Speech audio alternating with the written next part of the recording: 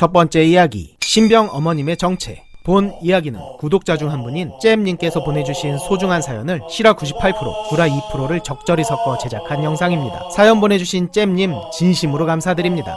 소중한 구독자분의 사연이니만큼 무례한 댓글은 지양해 주시길 부탁드립니다. 내 이름은 이성부, 2000년 초반 군번으로 20년 전 기억을 더듬어 사연을 보내본다. 우리 중대에는 손버릇이 나쁜 박병장이라는 선임이 있었다. 중대원 물품을 수시로 훔쳤고 중대원 다수가 피해를 입었다. 마음의 편지가 수시로 접수됐지만 항상 대대장 선에서 커트됐다. 사실 박병장의 아버지는 도박 중독자였고 상당히 불우한 환경에서 자랐다고 했다. 그러한 박병장의 가정사를 측은하게 여긴 대대장은 힘들게 사는 전우를 왜 이해 못하냐며 오히려 우리를 나무랬다. 그렇게 손버릇이 나쁜 박병장은 대대장의 비호 아래 무사히 만기 전역했고 중대원은 드디어 한시름 놓게 된다. 몇 달 후, 이번에 신병이 왔는데 말입니다.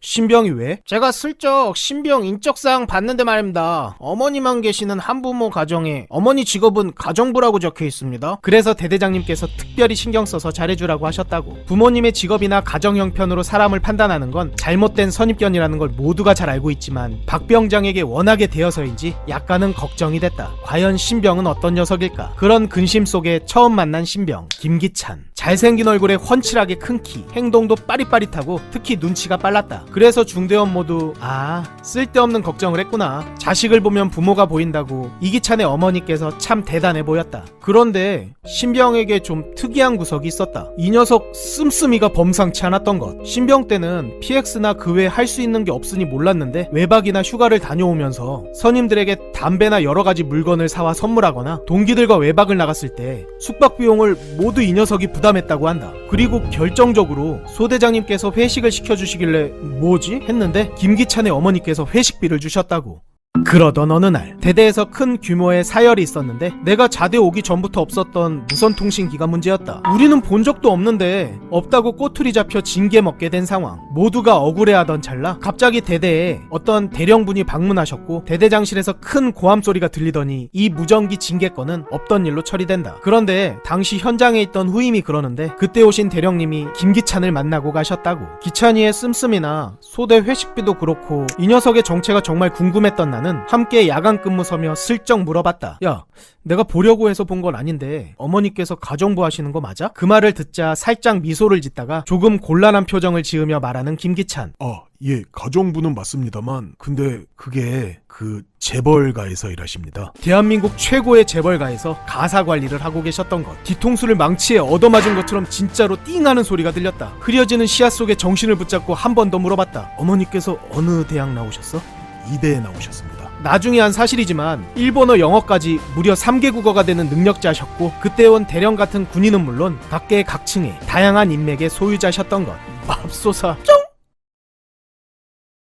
두 번째 이야기, 성희롱한 선임에게 복수한 썰. 본 이야기는 구독자 중 한 분인 유프레님께서 보내주신 소중한 사연을 실화 95%, 구라 5%를 적절히 섞어 제작한 영상입니다. 사연 보내주신 유프레님 진심으로 감사드립니다. 내 이름은 서용재, 2010땡년 군번으로 전방부대에서 1병까지 복무하다가 면접을 통해 군사령부로 전입, 참모장님 행정병으로 복무했다. 당시 사령부에는 총 11명의 장군님이 계셨는데 1상병선에서 면접을 통해 각각 행정병을 뽑았다. 군사령부 지휘부의 분위기를 대략 정리해보자면 사령관, 임기 후에 실적이나 라인이 좋으면 연합사 부령관, 육군 참모총장 또는 합참 의장이 되고 아니면 전역했다. 참모장, 막 사단장을 마치고 온 분위기에 지휘관의 면모를 확실하게 보여주며 사령부에서 일어나는 모든 일을 총괄했다. 실질적인 사령부의 실세, 참모, 임기를 잘 마무리 지으면 소장으로 진급하여 사단장이 된다. 항상 뼈 빠지게 일하면서 참모장에게 보고 또 보고가 일상. 그리고 부사령관, 보통 소장, 중장이 3차 진급기에도 실패했을 때 오게 되는 전역 전 마지막 요양 자리. 부사령관님은 모든 걸 내려놓은 분들이기 때문에 아주 자유롭고 프리하신 분들이 오셨다. 그렇기에 부사령관님만 특별히 행정병이 아닌 젊은 여군 간부, 행정관을 두었는데 부관이 따로 있기 때문에 행정관은 자잘한 행정일이나 탕비실 관리, 간단한 의전을 담당했다. 마침 내가 군사령부로 전입해온 날이 새로 오신 부사령관님의 행정관 면접이 있는 날이었다. 육군에서 가장 예쁜 부사관들 10여 명이 들어오는데 무슨 엔터의 오디션인 줄, 사리에 밝은 인원이면 좋겠다는 뽑으라는 부사령관님의 지시로 인해 어느 정도 나이대가 있는 20대 중반의 중사님이 최종적으로 뽑혔다. 성함은 유호연, 신장이 155cm 정도 되는 마른 체형의 아담한 분이었다. 부사령관실과 참모장실은 서로 붙어 있었고 문 하나로 넘어갈 수 있기에 거의 같은 공간. 전입해온 시기가 비슷하다 보니 둘 다 이 부대에 대해서 아는 것이 적었다. 그래서 초창기에는 틈날 때마다 함께 부대 여기저기 돌아다닌 기억이 난다.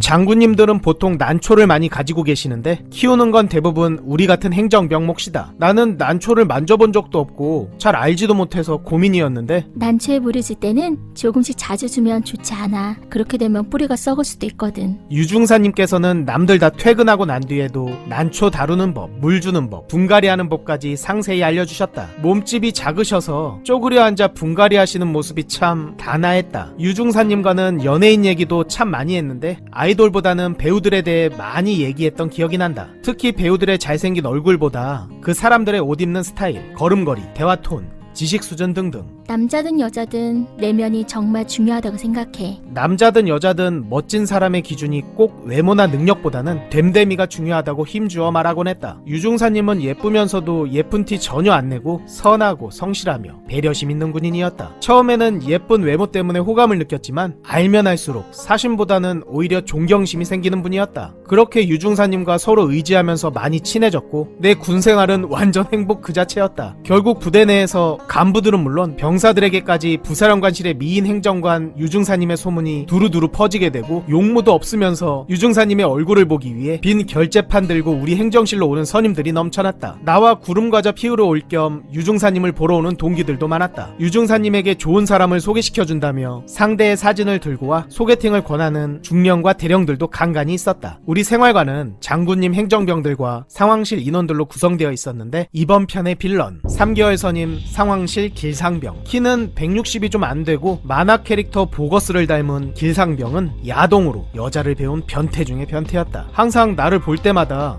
야, 유중사 어제 샴푸했냐? 너 솔직히 말해봐. 그냥 만져봤지? 너랑 유중사 내실에서 몰래 했지? 좋았냐? 나한테만 얘기해봐. 야, 내가 너였으면 탕비실에서 보내버렸을걸?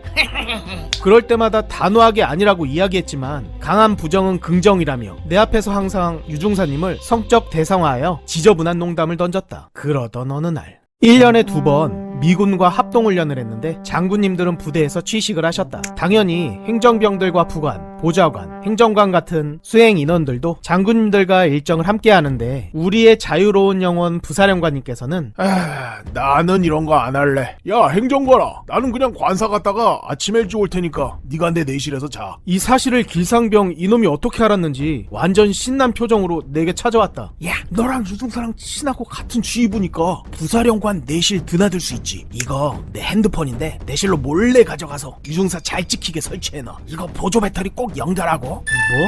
이런 미친놈을 봤나. 당시 병사들은 핸드폰 반입 금지였지만 길상병은 몰래 가져와 사용하는 인원 중 한 명이었다. 일단 그 핸드폰을 받아 내 관물대에 놔두었다. 그리고 훈련 마지막 날 그 핸드폰과 함께 길상병에 대한 모든 것을 참모장님께 보고했다. 상황 근무 일정 본인에게 유리하게 수정해서 일주일에 한 번 근무 덜 서게 한 것, 핸드폰 반입, 유중사에 대한 성희롱 발언, 그리고 몰카 계획까지. 나의 보고를 받은 참모장님께서는 그 자리에서 헌병대장을 불렀다. 곧바로 튀어온 헌병대장은 그 전날 상황 근무선 후 생활관에서 오침 중인 길상병을 깨워 그 즉시 연행해 갔다. 중대 행정반 인원들이 길상병의 짐을 싹 다 빼 더블백에 담아 헌병대로 보냈고 길상병은 헌병대에 머물며 며칠 동안 조사를 받았다. 결국 길상병은 14박 15일 풀창을 가게 되고 다른 부대로 강제 전입 간다. 참모장님 지시하에 부사령관 내실 몰카 설치 시도를 여군 화장실 몰카 설치 시도로 바꾸어 정식 보고 되도록 하여 부사령관님 귀찮게 해드리지 않고 유중사님도 지키는 방향으로 일처리는 끝이 났다. 정말 빛과 같은 속도의 빠른 일처리. 사령부의 실세, 참모장님 지시의 위력은 정말 대단했다. 유중사님은 길상병이 누군지 그리고 본인을 대상으로 어떤 언행과 시도를 했는지 끝까지 모르셨다. 다행이다.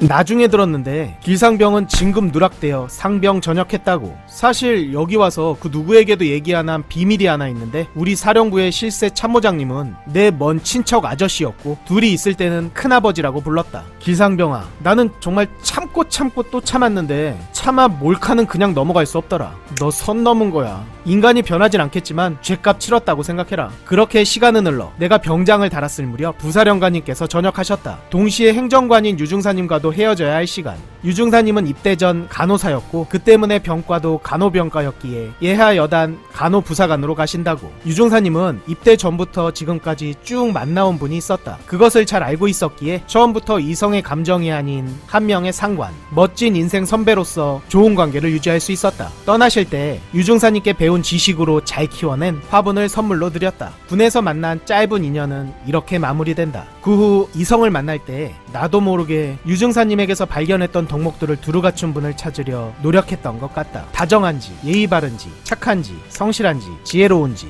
그리고 예쁜지. 결국에는 내게 과분한 좋은 사람을 만나 5개월 된 딸을 키우며 행복하게 잘 살고 있다. 충성! 재밌게 보셨습니까? 매번 5인용 데빌의 영상을 시청해주시고 응원해주시는 고마운 구독자분들께 한 가지 추천드리고 싶은 작품이 있습니다. 5인용 데빌 장석조 감독의 신작 축복소녀가 바로 그것인데요. 자극적인 것만이 살아남는 유튜브 생태계에 어울리지 않는 순수 낭만 애니메이션으로 우리 구독자분들 중 아직 안 보신 분이 계시다면 시간 날 때 꼭 시청해보세요. 장석조 감독이 최선을 다해 제작한 애니메이션입니다. 참고로 제가 여주인공을 담당했고요. 좀 부끄럽지만 저 역시 최선을 다해 녹음했습니다. 여기 위에 재생 목록 클릭하시면 보실 수 있습니다. 귀한 시간 내주셔서 감사합니다. 충성!